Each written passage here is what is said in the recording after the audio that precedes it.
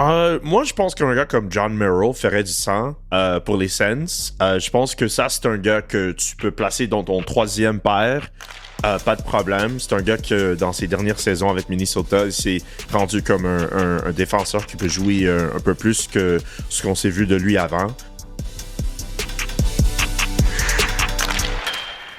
Salut à tous, bienvenue dans la Brigade, bienvenue dans votre Brigade, le seul podcast en français dédié aux sénateurs d'Ottawa et aux autres sports dans la région d'Ottawa-Gatineau.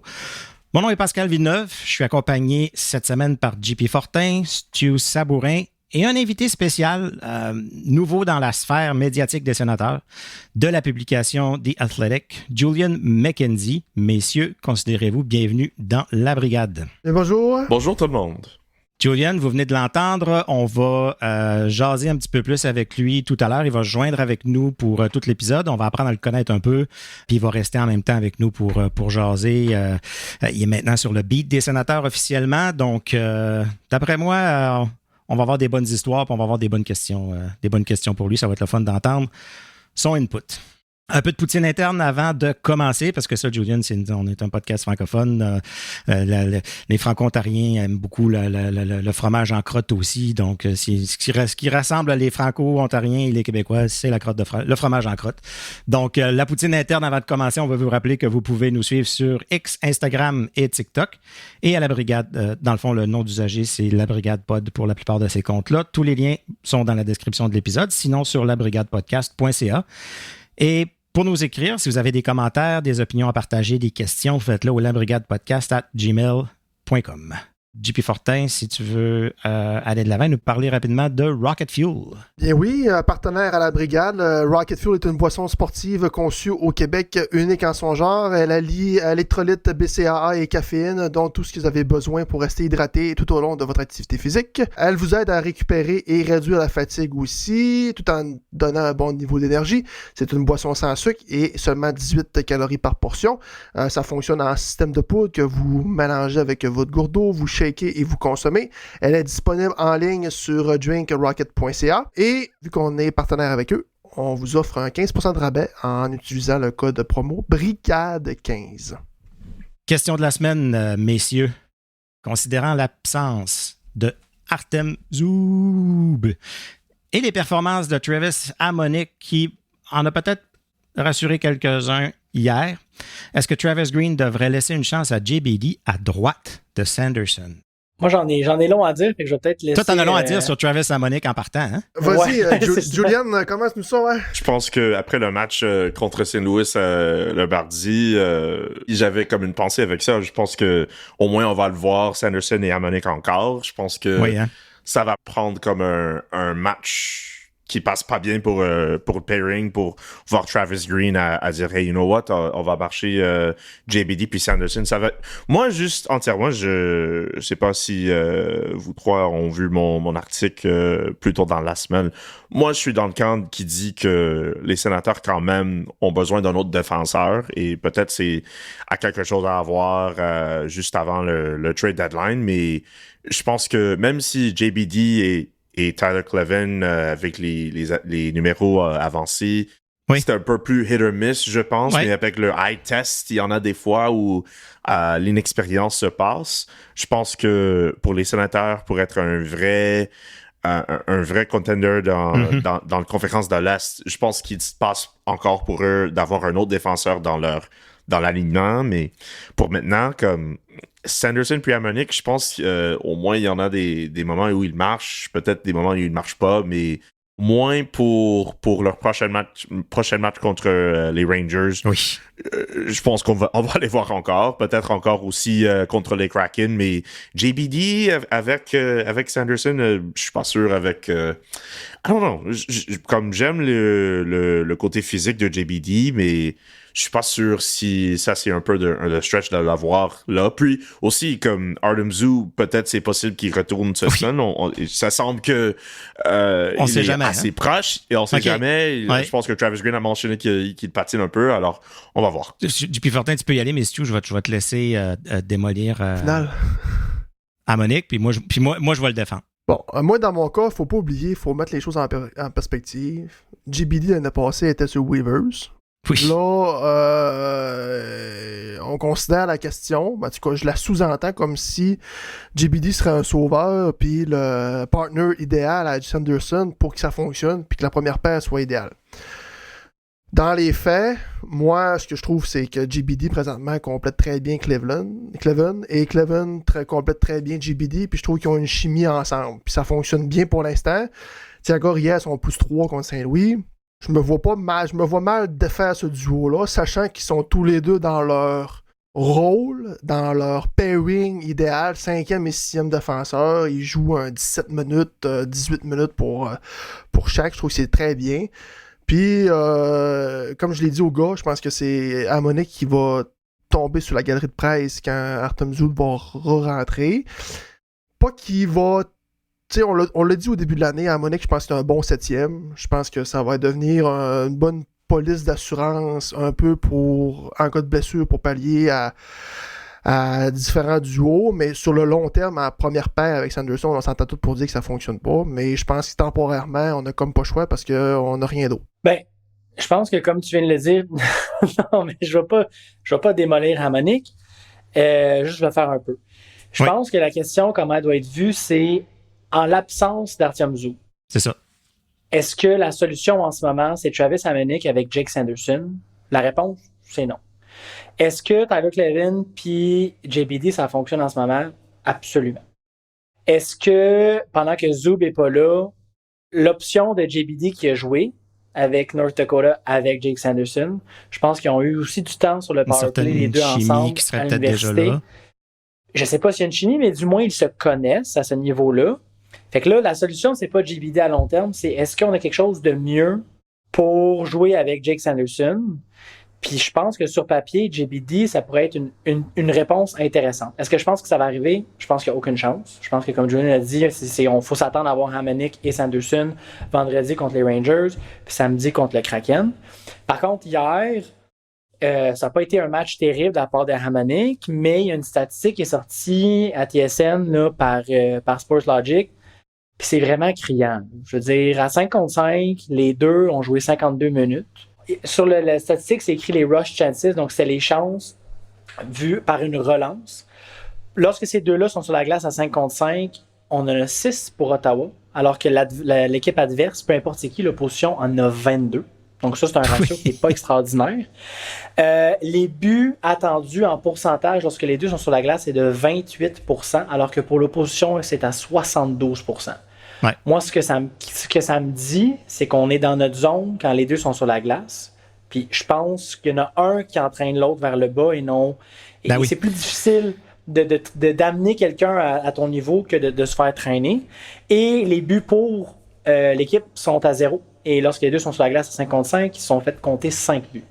Fait que ça fonctionne pas. On va malheureusement, je crois, pas le voir arriver ça. Fait que la question, c'est de savoir s'ils ont une meilleure option.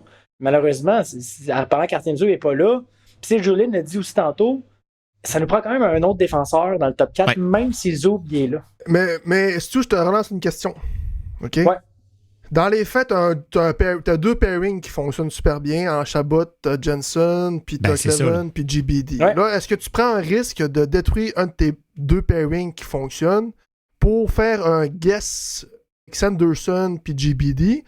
Parce que Hamonic et Cleven ensemble, on s'entend pour dire que ça fonctionnera peut-être vraiment pas. Là. Probablement pas. T'as comme deux tests essayer. En même temps, là, il va te rester un qu'un pairing que ça fonctionne bien. On s'est déjà vu Cleven puis Hamonic ensemble et encore avec le high test, comme il y en avait des erreurs. Mais à la défense de Cleven, je pense qu'il est 2 steps plus loin qu'il était l'année passée. À date, là, je ne sais pas si c'est la présence de JBD à ses côtés. Ouais. Il me semble que c'est plus rassurant.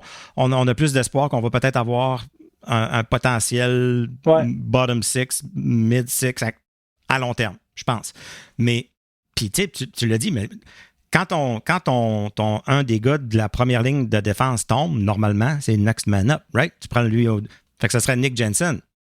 Mais moi, là, désolé, là, tu prends des menottes, puis t'en mets une sur un poignet à Jensen, puis une sur le poignet à Chabot, puis tu dis, vous deux, on vous sépare plus jamais. Thomas Chabot, on commence à revoir le Thomas Chabot des belles années quand il était avec ton idole, Dylan DeMello, Stu Sabourin. On commence à le revoir prendre des risques à l'attaque, puis d'avoir quelqu'un en arrière qui est capable de backer. Puis pauvre Hamonic, il est mis dans une situation où même lui, je pense, ne voudrait pas être sur une première paire de défense.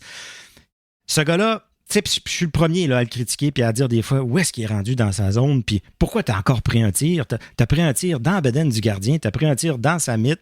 Il y avait 8 autres options, mais il tire tout le temps. Aussitôt qu'il y a la rondelle, c'est un tir sans se poser de questions s'il y a un choix. Mais, au-dessus du filet aussi. Au-dessus du filet, n'importe où. Mais fait qu'on a du temps dans la zone offensive, puis ça meurt aussitôt que ça arrive sur sa palette. Même des fois, tu vois Sanderson le regarder puis dire si j'y envoie, c'est fini. Là. Le jeu est fini, il va tirer puis ça va être fini. Comme il la garde plus longtemps. Puis s'il n'y a pas le choix, là, il l'envoie à Monique. Mais écoute, c'est un guerrier. Là. Il bloque des tirs. Oui.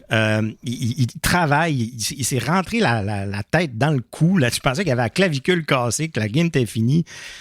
Il est revenu, il a fini le match quand même.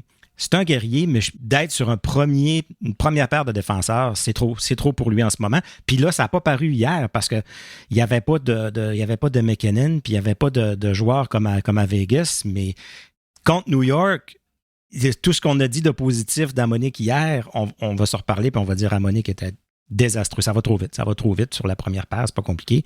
Puis même Seattle aussi, même si c'est pas aux qualités de Colorado, ça c'est une équipe qui joue avec de la vitesse tout le temps. Alors là, ça va paraître. Ouais. Mais la conclusion, il nous manque un défenseur droitier encore. Puis qui donne des défenseurs droitiers? Ben, les Sharks de San Jose ont juste reçu Timothy Liljegren de Toronto, par contre. C'est vrai, par exemple, hein? Ouais. Oui, okay. Puis il y a un défenseur qui, semble-t-il, ne fait pas de l'unanimité dans une équipe qui s'appelle Eric Carlson. Je ne sais pas si vous connaissez, monsieur. On a déjà eu cette discussion-là. C'est un nom familier. Oui. Ouais, ça dit quelque chose, Julien? Ouais. Okay. S'ils retiennent un peu de salaire, ouais. Mais Julian a sorti un article le 29 octobre dans l'Athletic ciblant 6 cibles potentielles pour jouer dans le top 6 des Sens. De ce nom, tu as sorti Timothy Liljegren, que là, présentement, il est en San Jose, donc on peut l'oublier.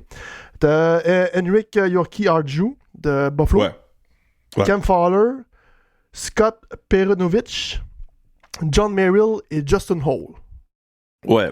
Faut que je dise avec les noms qui sont là, comme j'ai essayé de l'évaluer tous les candidats qui sont là. Alors, quand la liste est là, ça ne veut pas dire que absolument les sénateurs devraient être sur tous ces noms-là. Comme ça marche pour tout le monde à The Athletic, quand on fait ces articles comme ça, on parle à tout le monde dans notre réseau, puis on dit « Hey, mon équipe que je couvre, ils ont besoin d'un gars à cette position-là, quel nom marcherait? » Alors, j'ai entendu quelques noms qui pourraient être disponibles pour des autres équipes, et je pensais comme, you know what?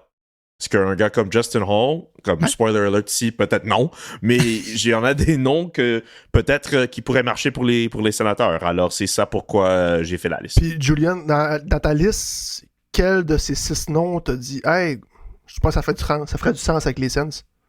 Moi, je pense qu'un gars comme John Merrill ferait du sens pour les Sens. Je pense que ça, c'est un gars que tu peux placer dans ton 3e paire.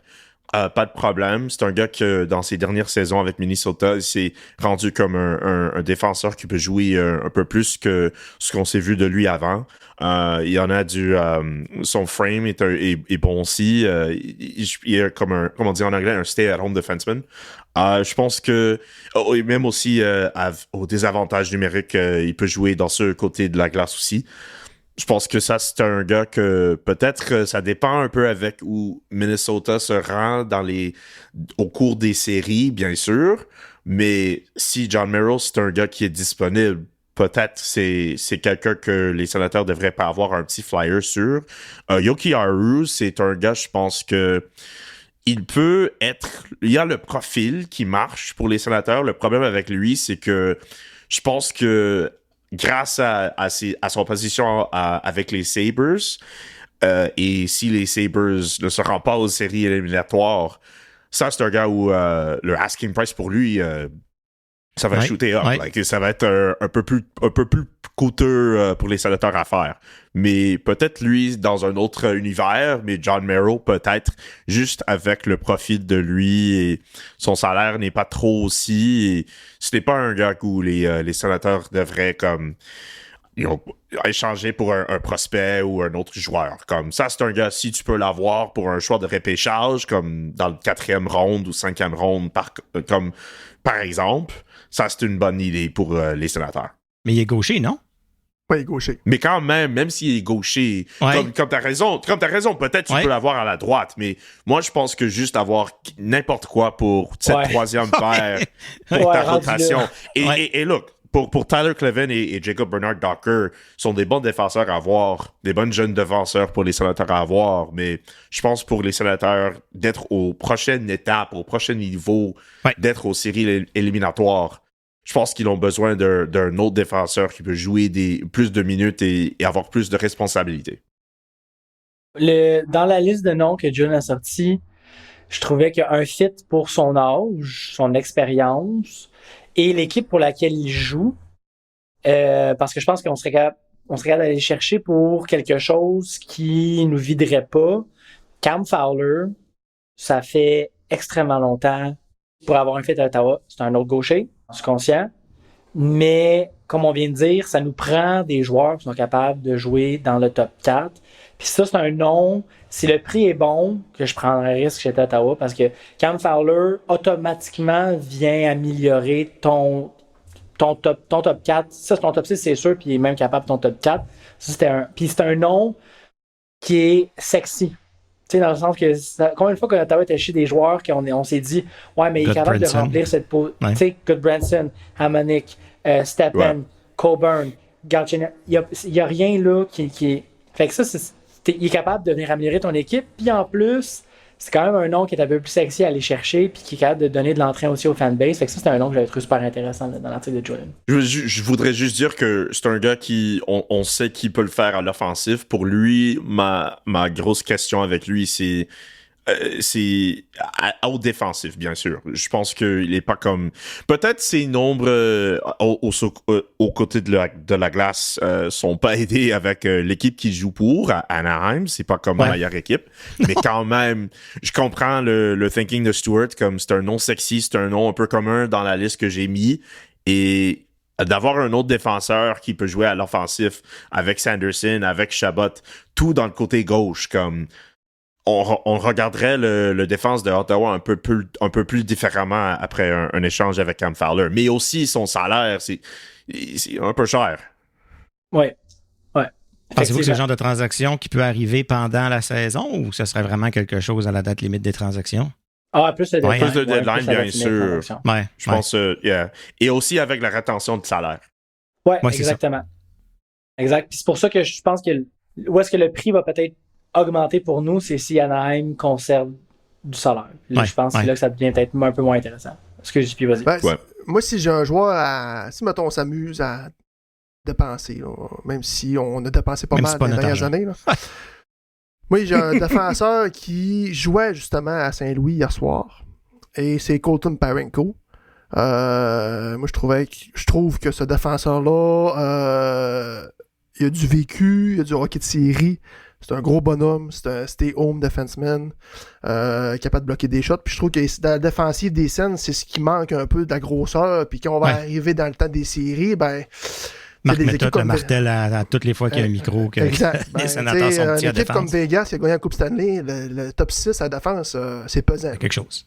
Ils ont des monstres à la défense. La Floride, c'est pesant. Edmonton, c'était des gros défenseurs. Tu sais, ça prend des...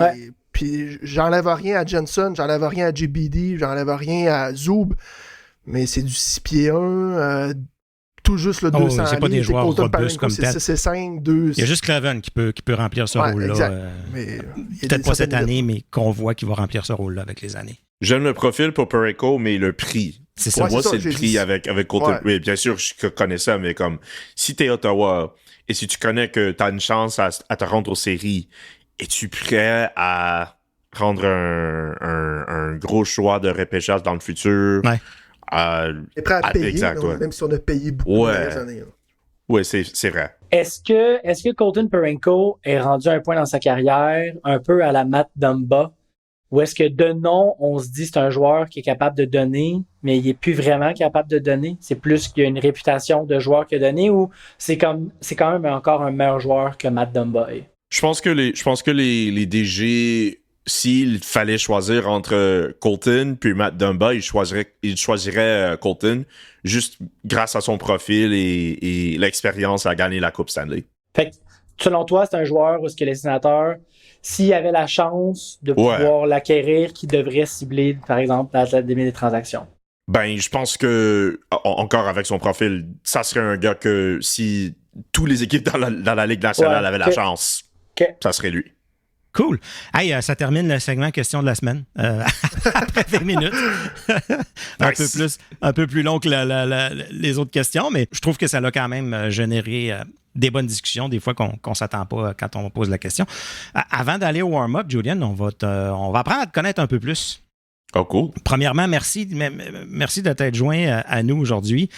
Merci encore de m'avoir. C'est un plaisir. Écoute, 100%, nous, on a vu que Ian Mendes est parti de The Athletic, est tombé sur le payroll des Sénateurs, si on veut, avec notre bon ami Sylvain Saint-Laurent, qui est venu sur le podcast plusieurs fois, puis qu'on est resté en bon terme, en bon contact avec lui. Puis écoute, nous, on était vraiment contents pour le bien des Sénateurs d'avoir Ian Mendes, pour le bien du côté francophone, de la communauté francophone, d'avoir Sylvain Saint-Laurent. On ne pouvait pas penser à deux meilleurs gars. Ian Mendes, écoute, c'est une légende à Ottawa. Là. Je pense qu'il n'y a pas personne qui n'aime pas Ian Mendes. Il a été partout, radio, télé, journaux, The Athletic, puis tout ça.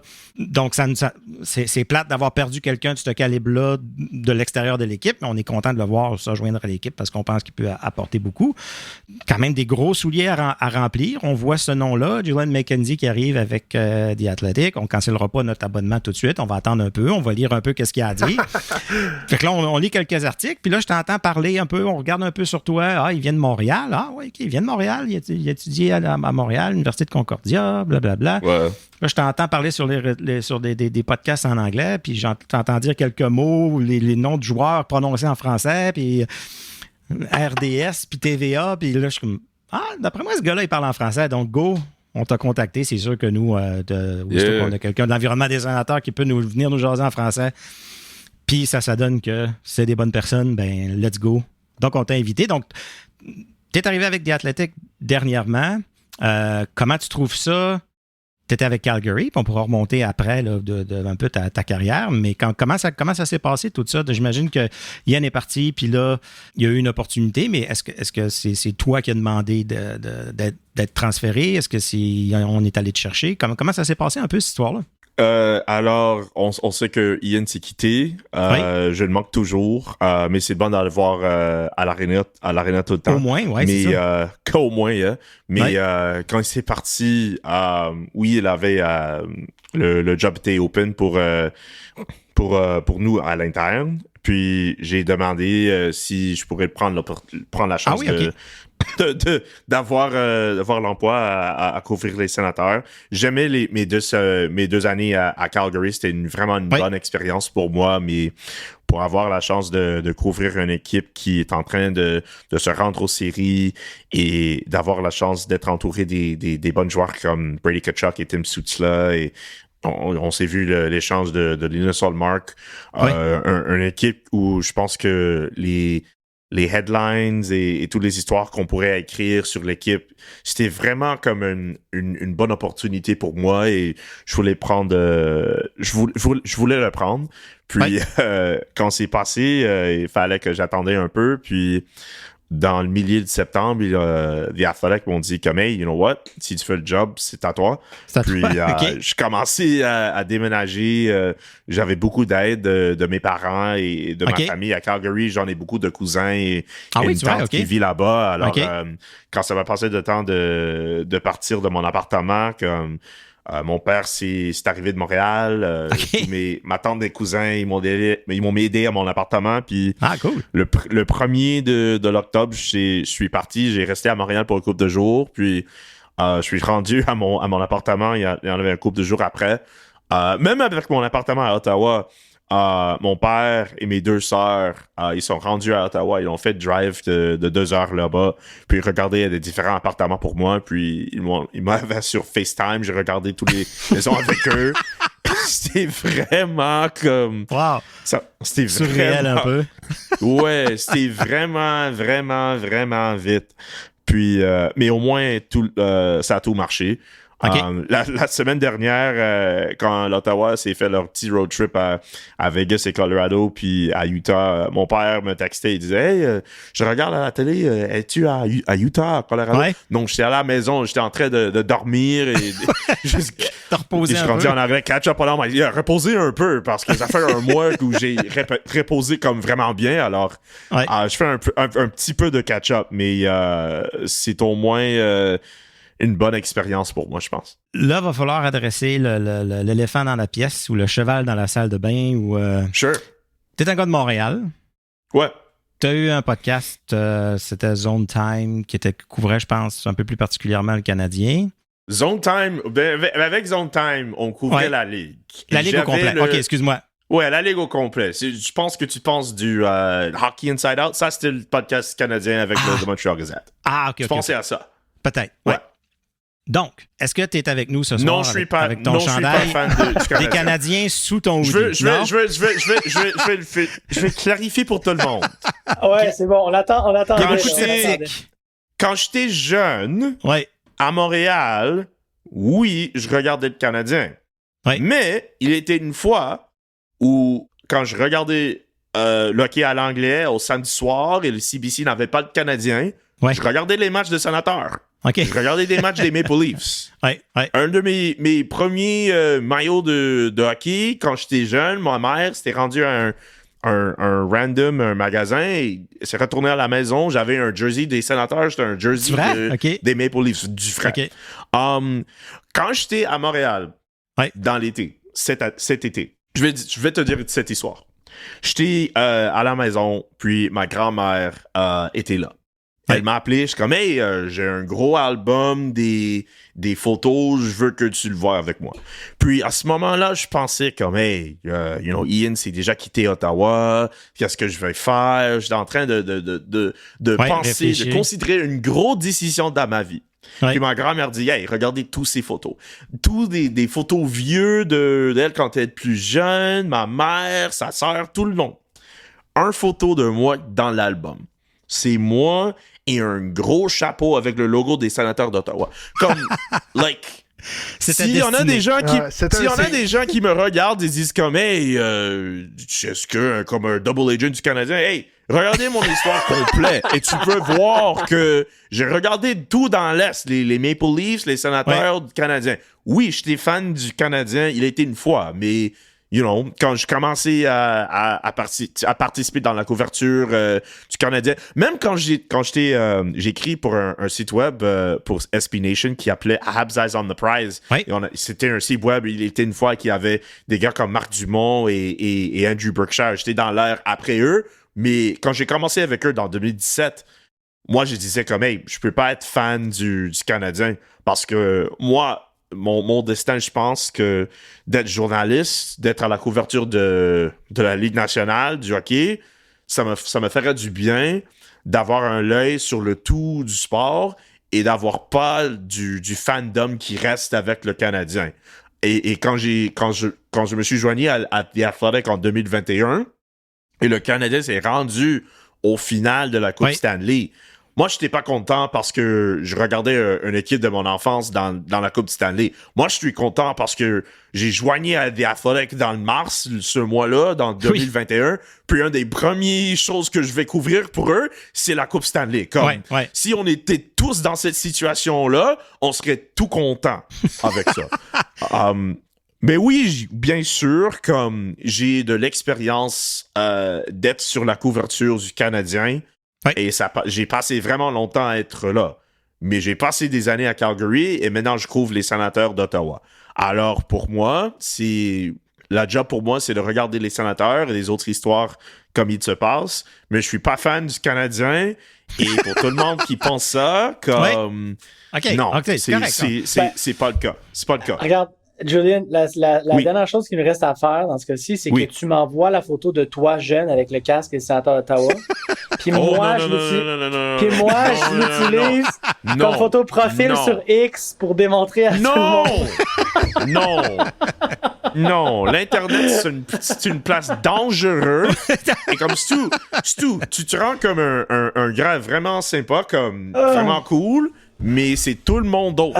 Comme... Oui, c'est ça. Qu'est-ce qui est arrivé si Stu met mon photo dans l'Internet? Non, prends pas la chance. Prends pas la chance, Julian. Puis Ross Levitan du Locked On Senators podcast le regarde et tout le monde... Hey, regardez lui avec le casque. Non. C'est pas toi, Stu, c'est l'Internet. J'aurais essayé tout le monde, j'aurais essayé. T'as essayé, ouais. Quand on prendra une bière au CTC, peut-être tu nous la montreras sur ton téléphone vite. Oui. Mais écoute, on comprend à 100% ton histoire, puis on te croit, on te surveille, mais on te croit. Puis, écoute, si t'as besoin d'une autre chose à voir, OK. Dans mon histoire personnelle, j'ai fait une année à Syracuse University pour mes études post-secondaires. Le jour avant de partir pour les États-Unis, P.K. Subban s'était échangé aux Prédateurs de Nashville. Pour moi, ce jour-là, il y en avait beaucoup qui ont fait ça. Pour moi, c'était comme, all right, done. C'est tout. Ça a fait mal à beaucoup de monde. Beaucoup de monde. Ouais. Mais pour moi, j'étais comme, you know what, that's it. Puis en même temps, veut pas, puis on est habitué en tant que fan des Sénateurs, puis on se le fait même reprocher un peu, je sais pas pourquoi, là, que, vous, on sait bien, les partisans des Sénateurs, vous êtes tous des nouveaux fans des Sénateurs, vous avez tous pris pour une autre équipe avant. Tu sais, moi, j'étais un fan des Nordiques, plus jeune, les Nordiques sont partis, j'ai transféré pour les Sénateurs. Tous ceux qui ont un certain âge, je veux pas, les Sénateurs sont arrivés en 92, donc avant ça, ceux qui écoutaient le hockey étaient fans d'une autre équipe. Donc, c'est correct, tu as un passe-droit d'avoir un passé un peu compromettant, disons. Ben, c'est correct, t'es pardonné 100%. Mais quand même, on va avoir quand même des gens qui vont me regarder qui vont dire comme, hey, il vient de Montréal, c'est probablement un fan du Canadien quand même. Stu Sabourin vient de Montréal. Je peux seulement faire de mon mieux. Stu Sabourin vient de Montréal. Je suis né et élevé à Montréal, puis j'ai juste pris pour Ottawa. Fait que... JP Fortin... Je connais beaucoup de gens qui ont fait la même chose. JP Fortin est à Alma, au Lac-Saint-Jean. Je suis au Lac-Saint-Jean, moi. Je suis dans le... Toujours été un fan des Sénateurs.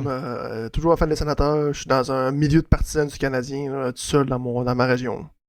Ça existe. Il y en avait une fois dans les années 2000 où les Sénateurs étaient plus meilleurs que le Canadien. C'était vraiment facile pour des gens de regarder les Sénateurs et dire comme « Hey, Jacques Martin, c'est un bon entraîneur. Patrick Lalime dans le but. Daniel Alfredson, bien sûr. Martin Havlat, tout ça. Comme, il y en avait beaucoup de gens qui étaient vraiment bonnes pour cette équipe, pour une équipe. Puis il y en a des gens qui disaient comme « Hey, you know what? Pourquoi être fan du Canadien quand les Sénateurs sont bons? » Alors...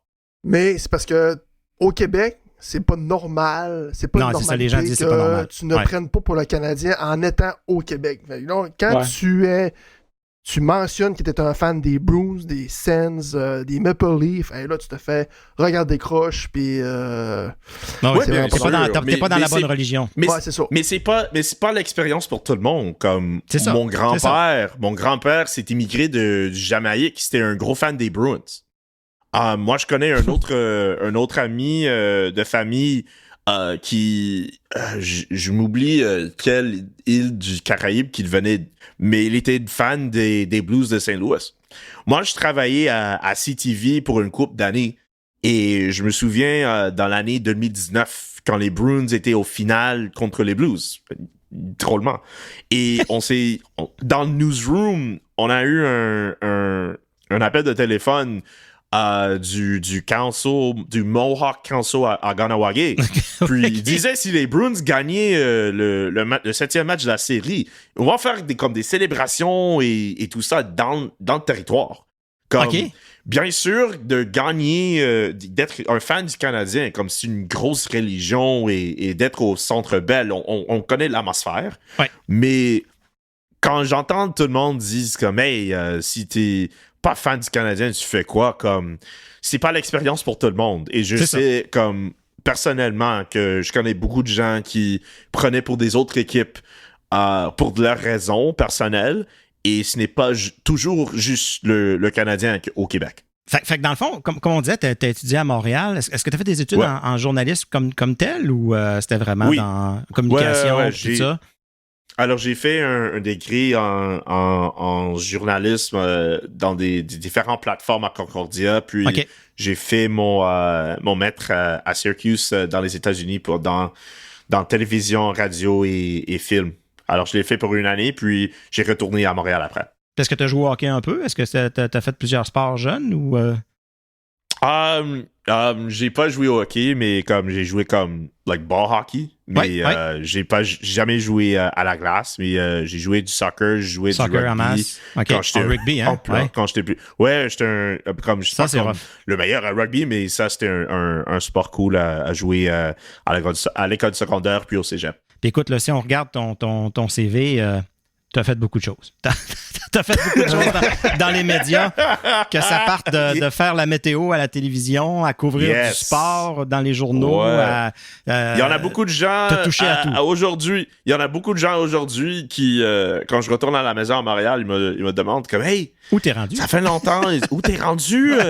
On se voit pas dans la télé. Qu'est-ce qui se passe? Like? Ouais. Ma grand-mère reçoit des appels tout le temps de ses amis qui disent comme, hey, on se voit pas ton petit-fils à la télé. Qu'est-ce qui se peut passer? Quand ça fait comme 3 ans que je suis à la télé à CTV, mais il y en a des gens qui demandent encore. Ah, OK. Donc, puis tu sais, je sais que dans ce domaine-là, puis mon garçon étudie présentement, là, Philippe, qui vient souvent sur l'épisode, puis qui est un gros fan des Sénateurs aussi, puis il étudie en journaliste présentement, puis il travaille un peu pour la radio locale ici, puis c'est le message que tous les journalistes lui disent, prends toutes les opportunités qui passent, toutes les chances que tu as, dis oui, vas-y, essaie-le, fais-le. Donc, je pense que tu as un peu fait ça aussi de ton côté. Tu n'as pas attendu de trouver la job idéale. Tu t'es dit, let's go, si j'ai une opportunité, je vais aller apprendre quelque chose, puis move on à la prochaine par la suite. Donc, non, c'est super. J'ai pas eu beaucoup de moments de dormir durant mes cours d'université, mais je pense que ça a passé pour le mieux après. Julien, tantôt t'as dit, c'est ton grand-père, il me semble, qui disait à savoir si t'étais en Utah, à Vegas. Est-ce que t'as l'occasion de suivre les Sens puis aller sur la route avec eux autres? Oui, j'ai la chance de le faire. Ça va être pas comme tout le temps, mais il y en a des chances pour moi. Bien sûr, à Montréal, je pourrais retourner à la maison. À Toronto, je vais le faire aussi, mais pour moi, je vais être un peu plus sélectif avec les road trips que je vais faire, mais j'aimerais le faire le plus possible parce que je pense que tout le temps, comme journaliste, si tu as la chance de participer à la couverture d'une équipe et tu es là comme tous les jours, bien sûr à la maison, à domicile, comme c'est cool de le faire, mais spécialement dans ce market à Ottawa, comme vraiment comme eu le face dans un gros il y en a beaucoup de gens qui sont là, mais quand tu fais les voyages avec l'équipe, ça où les joueurs, l'entraîneur, ils te voient, ils se disent comme hey, t'es vraiment au sérieux pour la couverture, puis c'est vraiment une chance pour les journalistes d'avoir la chance de jouer, créer une crédibilité, et créer une crédibilité et développer vos le mot français pour des relationships. Des relations. Je m'excuse. Tes relations avec les joueurs. Et ça serait vraiment bon pour moi de le faire avec Ottawa. Je pense que j'ai eu un peu de succès à Calgary, comme même si je n'étais pas à la couverture comme chaque match qui n'était pas au domicile. Mais je pense que j'ai fait le most avec tous les trips que j'ai fait à Calgary. Alors, je vais essayer de faire la même chose ici à Ottawa. Là, tu dis vouloir être sélectif pour les road trips que tu veux faire, c'est parce que tu as une limite à faire ou bien c'est toi qui t'imposes une limite? Je pense que ça pourrait être les deux cas. Je pense que parfois, on sait que le business qu'on est là, on n'a pas comme des... on n'a pas... c'est pas comme... Ouais, comme c'est pas comme Scrooge McDuck. On n'a pas comme un gros champ de la monnaie, puis... Donc, abonnez-vous tout le monde, abonnez-vous. Ouais, abonnez s'il vous plaît, mais aussi avec moi, comme, je pense que pour moi, moi, je sais que je vais pas faire l'écriture à tous les matchs. Et ça sert à rien de... C'est pas ça d'Athletic non plus, tu sais. Exact, On veut que vous fassiez des articles un peu plus réfléchis, un peu plus recherchés, un peu plus... Ouais, donc, un peu plus de temps qualité. à passer que sur la galerie de presse, vite, quelqu'un qui est vraiment sur le beat, comme un peu les gens font ici au droit ou dans Ottawa Sun ou des choses comme ça. Exact. Et moi, personnellement, comme je sais que ça fait comme 1 mois que je suis ici à Ottawa, comme moi, j'attends à faire ce type d'article. Comme moi, comme bien sûr, j'ai mis un peu plus de pression sur moi et peut-être je peux être un peu plus facile sur moi, mais moi, je sais que la qualité des articles qui sont demandés pour The Athletic, généralement, comme on a un standard. Moi, je sais que je me suis rendu à cet standard à des différentes fois et moi, je sais que je peux le faire avec les sénateurs dans ce rôle que je suis dans maintenant. Oui. Puis, tu parlais sur la route, c'est un peu plus facile des fois d'avoir un accès aux entraîneurs, aux joueurs. Puis, absolument. Parce que hier, j'étais sur un autre podcast local ici qu'on fait à la radio. Puis on recevait Serge Touchette qui a été à la couverture des expos pendant plusieurs années, comme vraiment longtemps pour la presse. Puis, tu sais, je lui demandais qu'est-ce qu'il pensait aujourd'hui des nouveaux médias, puis du métier de journaliste aujourd'hui qui a changé, puis qui a évolué, puis qu'est-ce qu'il pensait de ça, s'il était un peu nostalgique. Puis il me disait, écoute, il dit, je peux même pas m'imaginer les difficultés du travail des journalistes aujourd'hui. Il dit, dans mon temps, il dit, j'avais besoin d'un accès à un joueur. J'allais le voir, je voulais parler à un entraîneur, j'allais le voir, je le rencontrais dans l'ascenseur, on jasait pendant... Il dit, c'était pas compliqué, là, j'avais accès aux joueurs comme je voulais, puis je pouvais me bâtir une relation avec eux, puis il dit, aujourd'hui, c'est tellement compliqué. Il y a un joueur qui sort dans la chambre, il y a 8 journalistes avec un micro autour, puis tu sais, il y aura pas de scoop qui va se passer là, il y aura pas de rien de différent, tout le monde va avoir les mêmes codes, tout le monde va avoir la même information, les équipes veulent gérer le message. Donc, pour vous, aujourd'hui, c'est vraiment autant que c'est plus facile de rejoindre plus de monde avec les réseaux sociaux, mais puis surtout au hockey, je pense que c'est encore plus protégé au hockey. Les équipes veulent vraiment contrôler le message. Donc, c'est vraiment un travail plus difficile pour vous aujourd'hui sans avoir cet accès-là, cette proximité-là.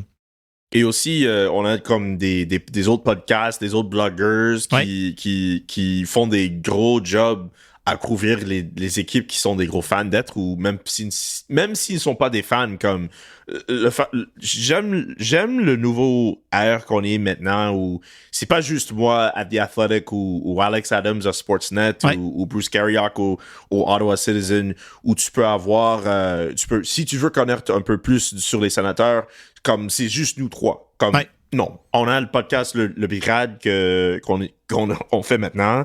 On a des autres émissions comme Lockdown Senators, tout ça. Comme c'est vraiment cool d'avoir ces différents podcasts, ces différentes plateformes pour tout le monde à le faire. Mais bien sûr, la compétition, parce qu'il y en a beaucoup de différentes places pour tout le monde pour avoir la chance de connaître plus sur leur équipe.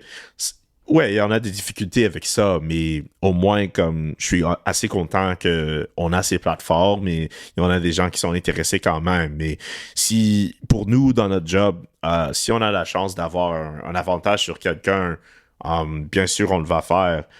Et bien sûr, mais au même temps, comme dans l'ère où tu parlais un peu plus tôt, Pascal, où les journalistes voulaient leurs joueurs, mais si un gars travaillait pour la presse, il regardait un gars de Journal de Montréal, comme c'est de compétition. Oui. Mais on s'est vu beaucoup de coupures dans notre industrie les dernières années, comme c'est rendu au point que la compétition n'est pas là. C'est vrai, c'est ça qui est le fun, par exemple. Moi, si je suis à Vegas, par exemple, pour un match des Sénateurs au Golden Knights, puis je vois un autre gars qui est là, d'un autre outlet, comme moi je suis content, je suis comme wow, ok, comme il y a quelqu'un d'autre qui va être là à la couverture de l'équipe. Alors c'est vraiment différent dans notre business maintenant, mais on fait de notre mieux, bien sûr. Oui, non, c'est ça, c'est un portrait qui a changé beaucoup, mais nous, écoute, nous, c'est que comment je dirais ça, dans le fond, avant, c'était un peu plus réservé à ces ces géants-là des médias traditionnels. Puis il y avait l'accès aux joueurs était réservé à eux. Maintenant, je parle de l'accès aux joueurs, mais tu sais, comme on a eu des Jean-Gabriel Pajot, on a eu des Maxence Guénette, on a eu vraiment des joueurs qui sont venus sur des petits médias comme nous parler aux partisans. Donc, je pense que ça là, c'est bon puis c'est mauvais côté des deux bords.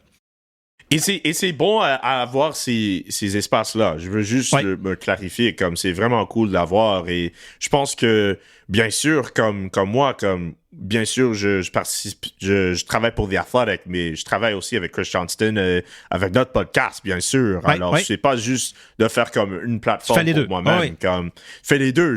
J'essaie de faire le tout. Alors, c'est pour tout le monde. Il faut qu'on adapte au temps qui change et faire de notre mieux.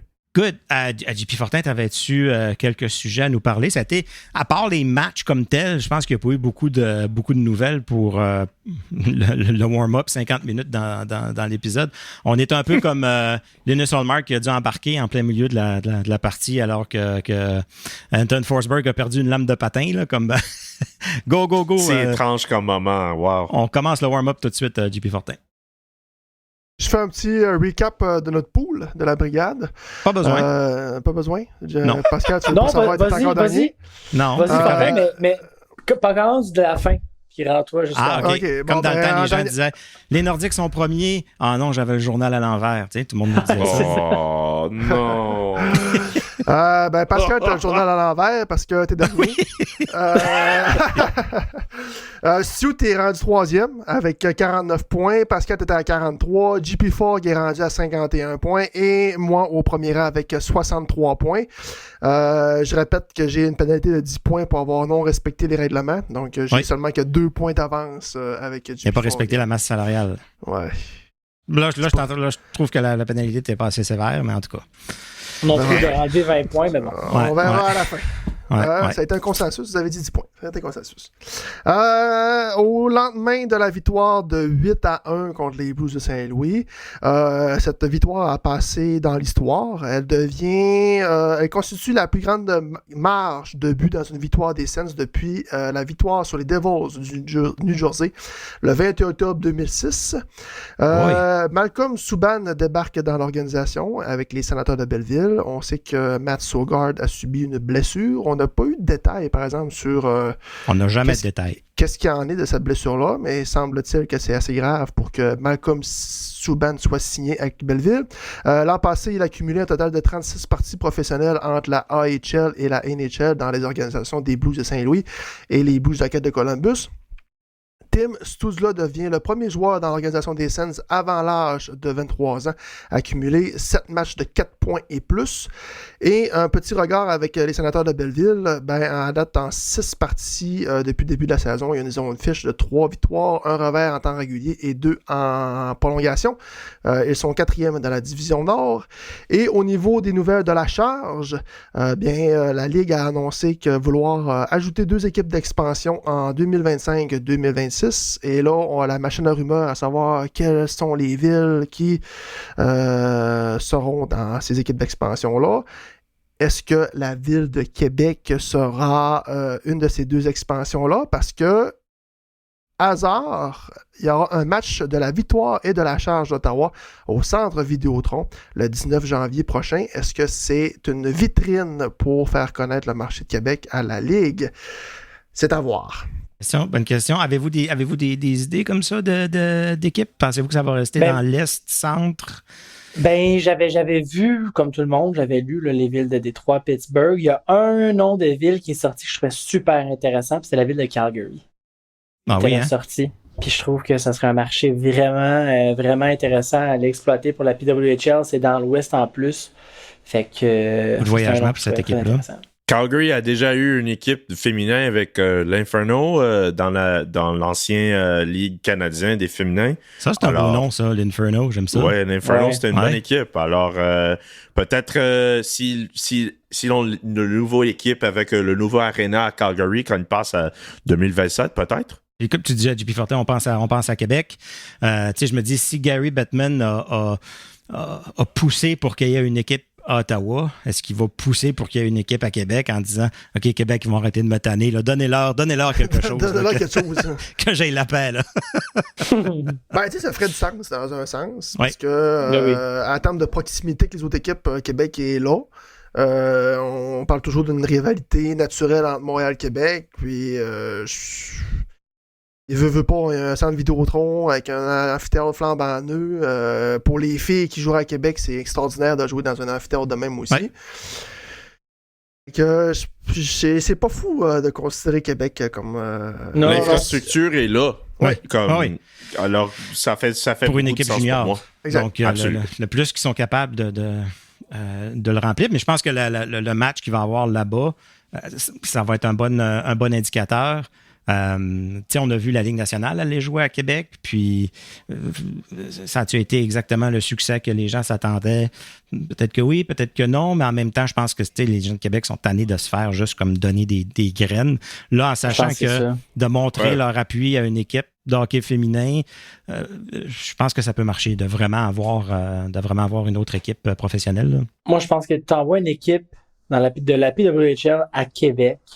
Pour moi, je vois pas comment ça devient pas un succès automatique. Ouais. Michel Bergeron. Pour les partisans, pour la... Ouais. Ah, t'imagines. Pour les partisans, pour la ville, pour la ligue, pour moi, ça devrait même pas être une question d'envoyer une équipe à Québec. Cool. Pour Malcolm Subban, je pense que... Écoute, je pense que les Sénateurs avaient comme plus le choix de signer un autre gardien parce que il était pris dans un voyage dans l'Ouest. On ne sait pas si Linus Ullmark était vraiment 100% ou pas 100%. Mais même s'il avait voulu rappeler quelqu'un, je pense qu'avec Swogard blessé, Simpson, l'autre gardien, pas de contrat à juste un volet, il ne pouvait plus rappeler personne. Donc, je pense que fallait qu'il signe quelqu'un. Puis ses stats sont corrects, je pense. Ça veut dire ce que ça veut dire, les stats là, dans la Ligue américaine, mais autant avant, il y avait les deux gardiens avec les Sénateurs, il y avait deux gardiens avec Belleville, puis même quand il y avait un club des CHL, même Mendelezi gardait les buts là. Il y avait de la place. Une année qu'ils ont rappelé, je pense, 6 gardiens. Là, cette année, ça s'arrêtait après Matt Sogaard. Puis après Merrilainen, c'est Merrilainen qui avait gardé. Puis même s'il avait voulu rappeler Merrilainen, il avait joué vendredi, samedi. Donc, il n'aurait pas pu jouer dimanche parce qu'il a arrêté 3 matchs de suite. Puis je pense dans la convention, tu peux pas. Qu'est-ce que vous pensez de son acquisition? C'est bon pour du depth pour lui. Il a commencé sa carrière... dans la Ligue junior à Belleville. Alors, c'est un beau full circle moment pour lui. Oui, je pense que c'est vraiment juste une acquisition de juste avoir plus de renfort. Profondeur, c'est un plus meilleur mot que renfort pour les Sénateurs à Belleville, ouais. Mais là, si tout le monde revient, parce que les Sénateurs n'ont pas d'équipe de la ECHL, à moins de me tromper. Tu sais, il y en avait une avant. Ils ont peut-être pas une équipe, mais ils ont une entente avec une équipe. Non? Ah, OK. Où est-ce qu'ils peuvent placer certains joueurs? Parce que Simpson, le gardien de but que tu as mentionné, il était retourné à l'équipe à l'Orlando, à l'ECHL. C'est Orlando. Ouais. C'est Orlando, OK. Fait que c'est comme une entente là, de où est-ce qu'ils peuvent placer leurs joueurs de profondeur. Là, moi, je voulais sortir la statistique là, du nombre de gardiens de but que les Sénateurs d'Ottawa ont utilisé l'année dernière. Oui, c'est 6 ou 7. Pour la saison 2022-2023, les Sénateurs d'Ottawa ont utilisé 7 gardiens de but différents. Ils sont Cam Talbot, Anton Forsberg, Mads Sogaard, Kevin Mendelezi, Dylan Ferguson qui avait effectué un match de 48 arrêts contre les Penguins de Pittsburgh. Levi Merrilainen qui avait joué 2 matchs et Magnus Hellberg aussi qui avait joué un match. Et il avait utilisé 7 gardiens de but. C'était un record pour l'équipe qui battait la saison 2020-2021 alors qu'ils avaient utilisé 6 gardiens de but. Est-ce qu'on s'en va pour 8 cette année? On va voir. As-tu vu, j'ai vu un tweet de Joshua Clipperton qui travaille pour la presse canadienne en anglais. Juste près d'un mois avant que les alignements pour le Four Nations tournoi se passent, bien sûr, dans l'an prochain. Il y a seulement un gardien de but né au Canada avec un save percentage à l'auteur de 900. avec un minimum de 5 matchs joués cette année. Et c'est Cam Talbot. Ah non. Cam Talbot à 913. 913, c'est son on appelle même pas Marc-André ça Fleury. Catastrophique. Wow. Ça, c'est un tweet qui s'est rendu ce matin. Alors, si Marc-André Fleury a fait un blanchissage à soir. Fait un blanchissage, peut-être que... Peut-être que Fleury aussi n'a pas joué 5 matchs, alors que Cam Talbot a joué 5 matchs. Il y avait un minimum de 5 matchs qui auraient joué. Fait que je pense que Marc-André Fleury a des meilleures statistiques et a joué moins de matchs que Cam Talbot. Exact. Mais on s'entend que ce tournoi-là, c'est un test, puis c'est un camp d'entraînement pour les Olympiques. Puis on sait très bien que Marc-André Fleury ne sera pas aux Olympiques. Il prend sa retraite cette année. Donc, je pense qu'on peut l'éliminer déjà. Là, fait qu'on, ça ne sera pas plus Cam Talbot. Là, il a 35-36 ans. Fait que, là, on parle, mettons, là, de... ça va être qui? Puis on veut-tu avoir Bennington qui va péter les plombs puis qui va vouloir se battre? On a failli avoir un combat de gardien de but hier. On a failli avoir... Non, mais... Bennington a fait son petit shrug au Mark, puis rien se passait. Mark n'a pas backé. Il n'y a pas non plus... Non, mais je veux dire, Bennington, il choisit ses gars. Là. Est-ce que mets Jordan Bennington dans la Ligue nationale de hockey, saison 2007-2008, il joue contre les Sénateurs d'Ottawa. Tu penses-tu vraiment qu'il va aller faire ça à Ray Emery? Non. Ou à Robin Lehner? Il va perdre contre Ray Emery. Ouais. Ça, c'est sûr qu'il va perdre. Fait que moi, il choisit toujours ses gars, Jordan Bennington. Moi, je suis pas capable. Je vais changer. Je vais pas changer de sujet, mais je vais profiter du fait que Julian est là puis ça fait 1h04 qu'on jase, mais j'ai encore du pour jaser. Je sais. Julian, si tu me permets, j'ai une question à te poser et est la suivante. Toi qui couvres les Sénateurs d'Ottawa, depuis 2017, les Sens croupissent au fond du classement. Est-ce que tu crois que cette année, la tendance se renverse et les Sénateurs sont en série? Je pense que s'ils trouvent une façon de jouer un peu avec un peu plus de consistency, peut-être, constance, peut-être. J'aime que les joueurs qui sont bons à l'attaque pour eux, des Tim Stützle, ton Brady Tkachuk, Josh Norris, il est à 100%, Drake Batherson. J'aimais l'échange pour avoir Linus Ullmark sur l'équipe.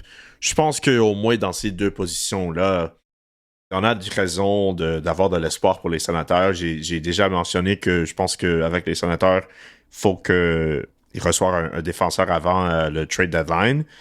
Et je pense pour eux, juste même si avec leur record à 5-4 maintenant, s'ils restent dans le milieu, peut-être à un différent point dans la saison, on a un gros comme winning streak pour eux, se rendre dans les séries comme... Ça serait vraiment une bonne saison pour eux. Moi, je pense que oui, ça pourrait être la saison. Je pense que ils vont être aidés par l'instabilité dans le métro, dans la division du métro. Et même avec les équipes dans l'Atlantique comme Floride, Tampa, Boston, Toronto seront là, mais je pense avec les deux spots dans le wild card, comme moi je vois les Sénateurs qui pourraient être là, c'est vraiment juste pour des gars comme Stützle continuent à jouer vraiment bien. Si Ullmark est vraiment le gardien de but nécessaire pour eux, ça va être vraiment bonne pour les Sénateurs de se rendre aux séries. Alors, pour te répondre, JP, oui. Yes. Je pense qu'il s'achète du bon karma là, pour être certain qu'on pense plus qu'il est un partisan des Canadiens. Là, il essaie de nous amadouer, là, je pense. Là.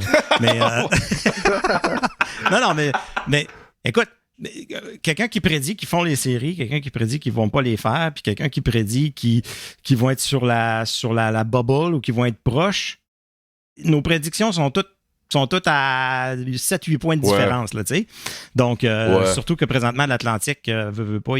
D'habitude, on est habitué de voir Boston commencer l'année puis s'en aller comme en première place tout seul, presque inatteignable.